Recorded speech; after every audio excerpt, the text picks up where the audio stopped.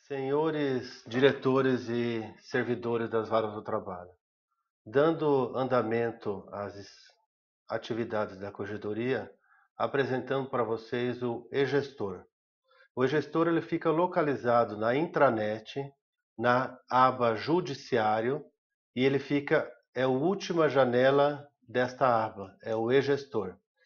Para a utilização do e-gestor, a primeira coisa que a gente precisa fazer é escolher qual o tipo de relatório que a gente vai utilizar. Na primeira aba, nós temos o acervo processual. Nesse acervo processual, nós escolhemos a unidade judiciária. No caso aqui, a gente vai pegar Campo Mourão. Nesta aba aqui, nós encontramos pendentes de finalização consolidado, pendentes de finalização por sistema, pendentes de finalização por sistema percentual. A exemplo aqui, nós temos Campo Mourão, que hoje 58% do seu acervo é do SUAP e 41,52% é do PJE. Caso a gente escolha os pendentes de finalização por sistema, nós temos aqui que nessa unidade existem 9.822 processos. Clicando na quantidade de processo duas vezes, vai aparecer uma relação analítica indicando quais são os processos e a data do evento corresponde à data que foi autuado esse processo, que é desde essa época que ele está tramitando. Com o mouse no rolamento, a gente caminha por essas páginas.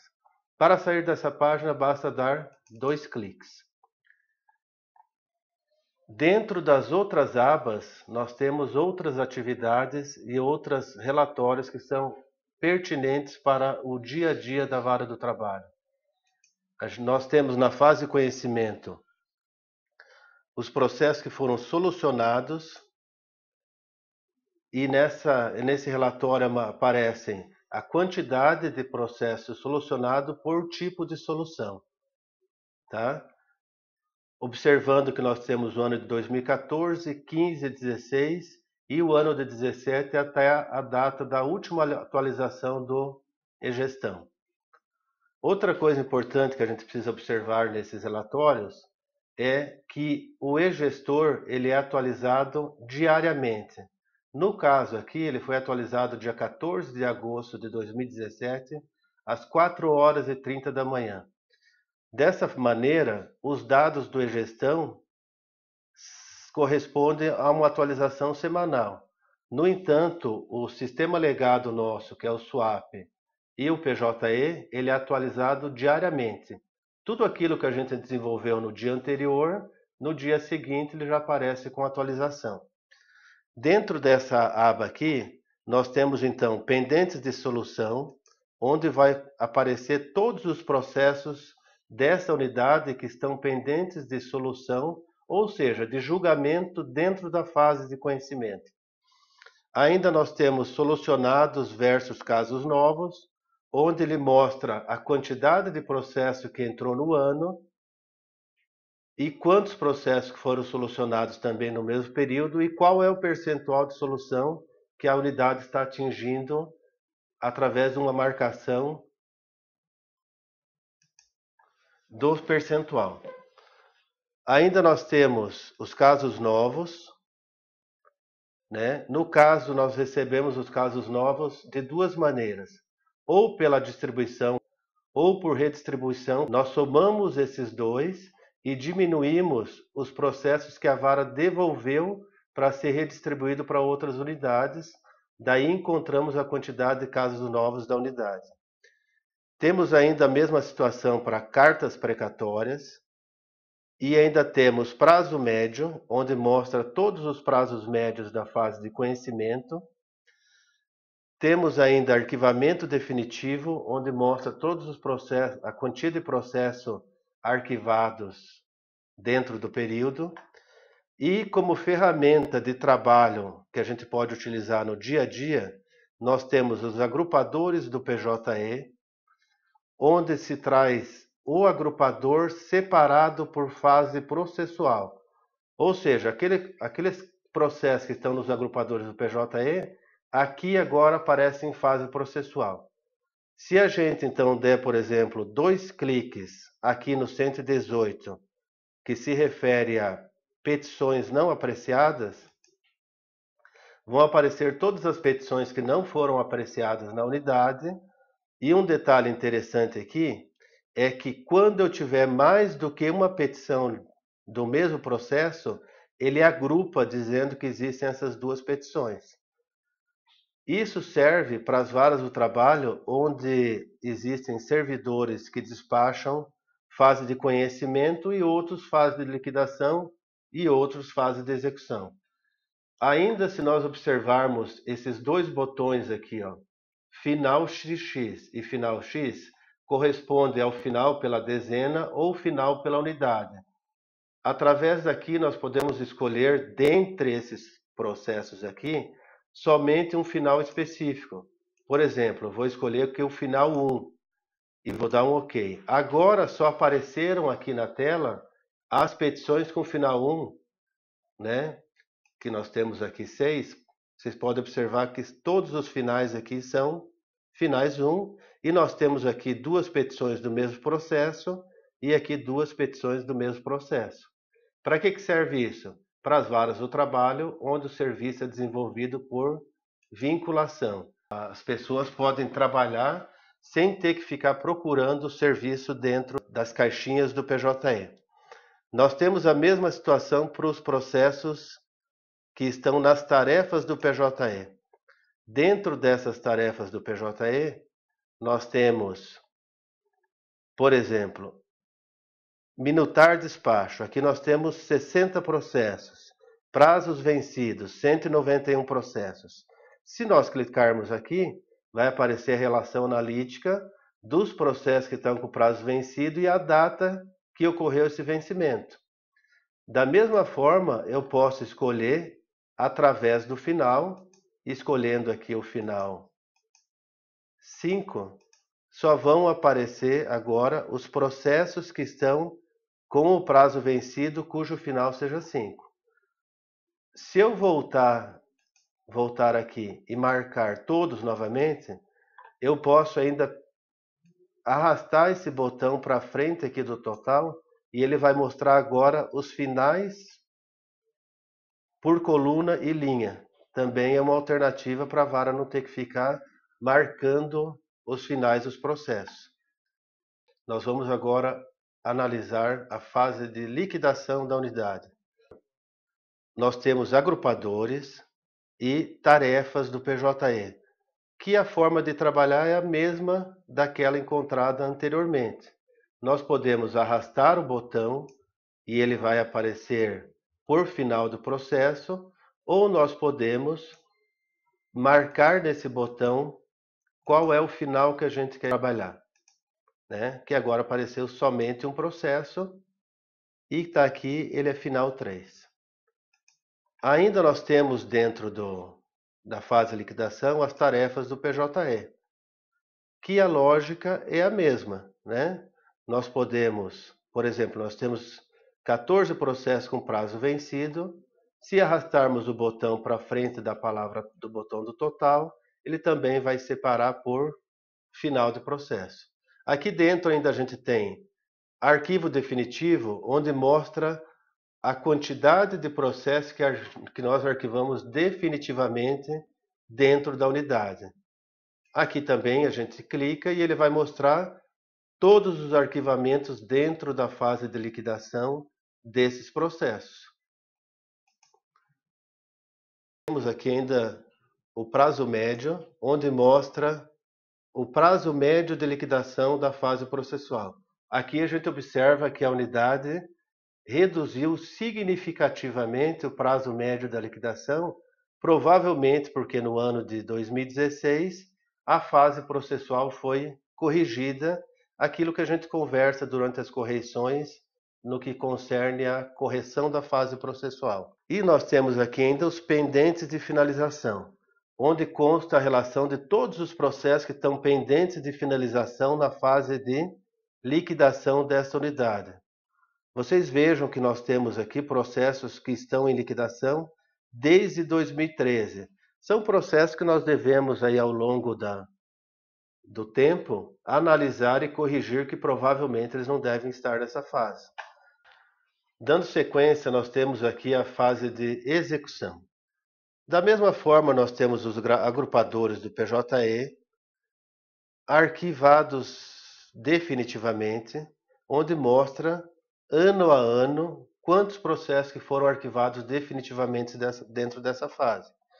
Nós temos aqui os processos em que foram realizados acordos, nós temos os prazos médios da execução para fazer o acompanhamento de como está a evolução dessa situação, nós temos os processos pendentes de finalização na fase de execução, e é claro que dentro desse conjunto de números a gente tem o arquivo provisório. As tarefas do PJE, a dinâmica é a mesma da fase de conhecimento e fase de liquidação. Na sequência, nós temos aqui os processos onde há inscrição no BNDT. E, por fim, nós temos o arquivo provisório, que aqui a gente vai dar uma analisada um pouco mais detalhadamente. Vocês vejam que nessa unidade nós temos 2.155 processos pendentes de finalização na fase e estão no arquivo provisório. Clicando nessa quantidade de processo, nós vamos observar que o processo mais antigo foi encaminhado para o arquivo provisório no ano de 2001. Aqui é uma situação interessante para a gente acompanhar em caso de eventual declaração de prescrição intercorrente. Podemos analisar aqui também que nós podemos dividir esses processos por classe processual. Por exemplo, se nós desmarcarmos aqui e vamos escolher arresto e cautelar inominada, nós temos 11 processos dessa classe no arquivo provisório. E vocês vejam que nós temos processos lá de 2000 que foram para o arquivo em 2006, 2009, 2010, e situações que de repente naquela época até ensejassem a remessa desse processo para o arquivo provisório reunido a outros autos. Caso nós tenhamos a necessidade de analisar esse processo, a gente pode olhar esse processo tanto lá no histórico do SWAP, como também clicando aqui, ele já vai abrir a tela de consulta dentro da nossa página do tribunal, né? E aqui na página do tribunal nós temos informações do processo e aqui nós temos o histórico do processo. Vocês vejam que esse processo ele foi para o arquivo provisório após um desapensamento. Seria interessante analisar esse processo, porque ele se trata de uma cautelar inominada. De repente pode ser o caso de que tivesse que ter sido mandado direto para o arquivo geral e não para o arquivo provisório. Então seria interessante uma análise mais aprofundada desse processo. Aqui ainda nós podemos então desmarcar o arresto e marcar consignação e pagamento. Nós temos duas. Veja que nós temos uma de 2006 e uma de 2011. Será que é o caso de manter no arquivo provisório ainda esse processo? Ou será o caso de encaminhar para o arquivo geral? Nós temos ainda, dentro das classes, embargos de terceiro, que nós temos dois processos. Isso nós observarmos, um é de 2008, outro de 2015. Também seria o caso de analisar esses processos para verificar se é o caso da manutenção no arquivo provisório. E nós temos ainda executivos fiscais que, em tese, né, dependendo do entendimento do juiz, mas pela análise da Lei 6.830, todos os processos que foram para o arquivo provisório desta classe anteriormente a agosto de 2012 estariam prescritos, né? Basicamente metade dessa relação. Também seria interessante analisar para dar o devido destino para esses processos. Dando sequência à nossa análise do e-gestor, atualmente o tribunal tem que cumprir algumas metas que são relacionadas à produtividade da unidade. Então nós temos hoje 7 metas que devem ser analisadas. O e-gestor ainda não está prevendo a análise de todas elas, o que deve acontecer no decorrer aí das próximas semanas. Mas hoje nós temos 2 metas já disponíveis para análise. A meta 1, onde eu clico na meta 1 e ele já me traz aqui, ó. A meta 1, ela diz que eu preciso julgar mais processos do que foi distribuído no ano. Essa meta, ela tinha essa leitura até final de 2016. Para 2017, nós precisamos julgar 90% do que entrou no ano, ou equivalente.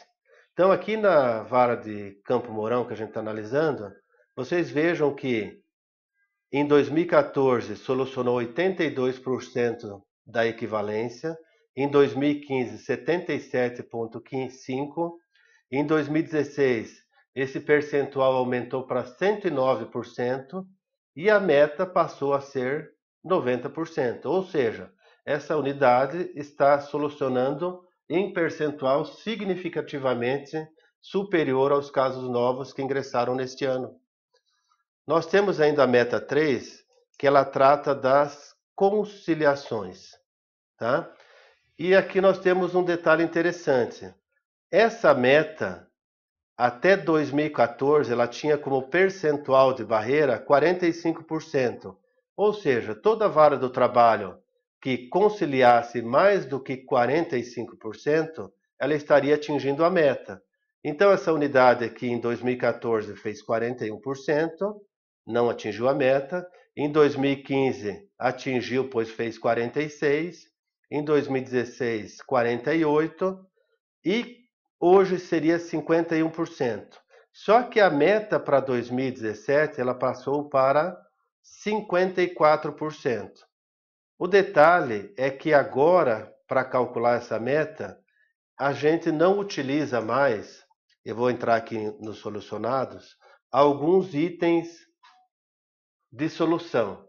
Então, a meta até 2016, nós dividíamos o total de conciliações pelo total de soluções e o percentual seria direto. Para 2017, nós retiramos da base de cálculo os arquivamentos, as desistências e outras decisões. Por isso que agora nós temos na meta 3 que a unidade fez 57% pelo critério de 2017 e a meta passou a ser 54%, ou seja, a unidade está atingindo essa meta. Na sequência, nós mostramos alguns itens relacionados à produtividade da unidade. Agora eu vou passar aqui para uma vara de Curitiba, pois a gente vai tratar de informações onde existem fóruns, né? E fóruns a gente só vai encontrar em algumas cidades aqui do Paraná. Então, Curitiba é um deles. Nesse relatório aqui, nós conseguimos descobrir a produtividade das varas na fase de conhecimento, né? Casos novos recebidos, conciliações, outras soluções, arquivamentos e total de soluções, né? Aqui ele está mostrando quantos processos que foram recebidos nos últimos 12 meses. Na sequência, nós temos o percentual de solução por vara do trabalho, logo mais o percentual de conciliação, e aqui ainda o cálculo está mostrando o percentual pela regra da meta de 2016, né? Daqui a alguns dias nós vamos acrescentar aqui uma coluna mostrando o percentual pela meta de 2017. Depois nós temos as soluções de cada magistrado e os quantia de processo pendentes de julgamento por vara do trabalho, né? Para vocês terem uma ideia, hoje nós temos 48.800 processos pendentes de julgamento no Fórum de Curitiba. Dando sequência ao estudo do e-gestor, nós passaremos a analisar a aba de pendências. Dentro dessa aba de pendências, vão aparecer algumas situações referentes a eventuais processos que possam ter sido perdidos dentro do PJE ou do SUAP, né? Então agora nós vamos escolher uma outra vara do trabalho para fazer essa análise. Vamos analisar aqui a 7ª Vara do Trabalho de Londrina. Agora nós temos aqui os processos em movimento no SUAP, e aqui nós observamos o seguinte, 10 processos estão sem movimentos há mais de 60 dias, 11 há mais de 45, por certo que esses 10 estão junto com os 11. Há mais de 30 são 19 e há mais de 15 são 33. Clicando no 33, vocês vão observar há quantos dias o processo está sem movimento. Importante a gente saber que existe uma lógica desse processo. Eles são obtidos através do cômputo de todos os processos do SUAP que estão parados há mais de 15 dias. Dessa relação se verifica se tem audiência designada no futuro ou se tem algum prazo para futuro. O que pode acontecer algumas vezes é que o prazo encerrou no dia de ontem e esse processo vai aparecer nessa relação no dia de hoje porque eu não tenho mais prazo no futuro.